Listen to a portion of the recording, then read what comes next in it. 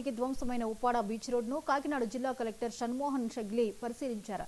తీర ప్రాంత ప్రజలతో మాట్లాడి ధైర్యం చెప్పారు. అదేవిధంగా సముద్రపు నీరు చేరిన సమీప జనావాస ప్రాంతాలను కూడా ఆయన పరిశీలించారు. తక్షణ పరిష్కారానికి అవసరమైన చర్యలు చేపట్టాలని అధికారులకు ఆదేశించారు. తీర ప్రాంత రక్షణకు ప్రభుత్వం చర్యలు తీసుకుంటుందని చెప్పారు.